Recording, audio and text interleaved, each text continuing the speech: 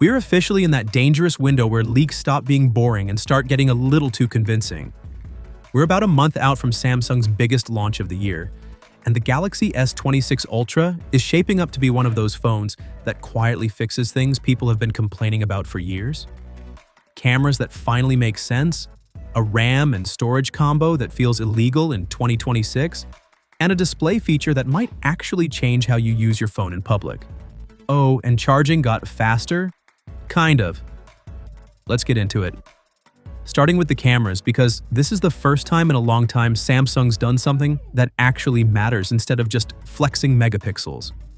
According to new leaks, the 200 megapixel main camera on the S26 Ultra is getting an f1.4 aperture. That's a big jump from the f1.7 we've had before. And the 50 megapixel telephoto is moving to f2.9 instead of f3.4. Those numbers might sound small, but in camera terms, that's huge. A wider aperture means more light hitting the sensor.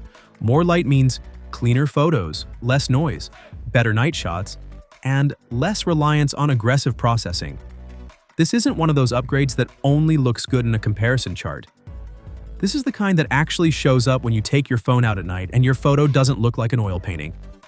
If you've ever felt Samsung's night photos weren't quite as reliable as Google's or Apple's, this might finally level the playing field. Now here's something I did not expect at all. The S26 Ultra is rumored to come with 16 gigabytes of RAM and 1 terabyte of storage. And normally I'd say, cool, but who asked? Except right now, we're in the middle of a serious RAM shortage. Brands are cutting configs, quietly downgrading memory, or charging way more for less. So the fact that Samsung is still, offering this setup is actually kind of wild. 16 gigs of RAM isn't about bragging rights anymore. It means smoother multitasking, fewer reloads, and Galaxy AI features that don't feel like they're barely holding on. It's also the kind of spec that ages really well. Whether Samsung keeps the price reasonable is another story, but at least the option exists. But honestly, none of that is the most interesting part of this phone. The most important upgrade might be the display, and not for brightness, resolution, or refresh rate. Samsung is reportedly using a new OLED tech that was first shown off at MWC, and if it works the way leaks suggest, it's kind of genius. When you turn on this privacy display mode, the screen looks completely normal to you. Same brightness, same colors, same clarity. But to anyone next to you? The display looks almost pitch black, even at full brightness. It's basically a built-in privacy screen, except without the usual downsides. No dimming, no weird color shifts, no grainy look. People sitting beside you simply cannot see what's on your phone unless they're looking straight at it. And it gets smarter. You can set this mode to turn on automatically for specific apps.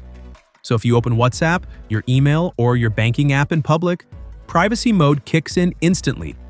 You can also trigger it based on location or time. Outside your house? Privacy on. At work? Privacy on.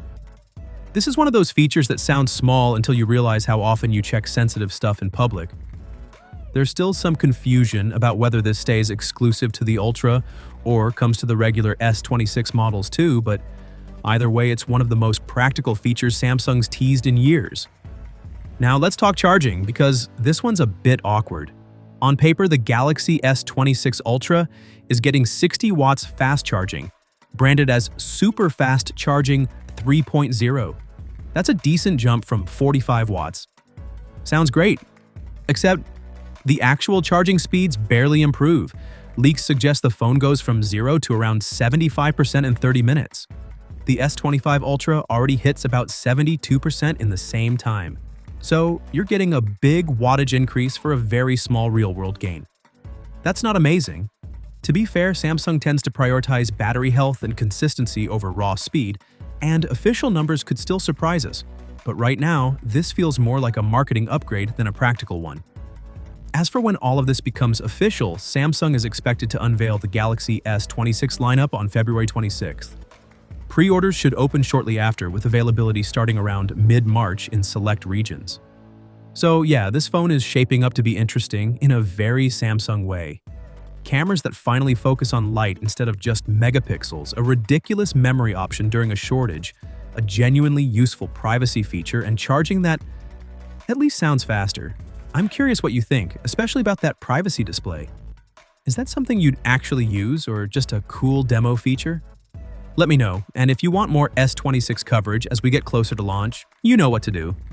I'll catch you in the next one.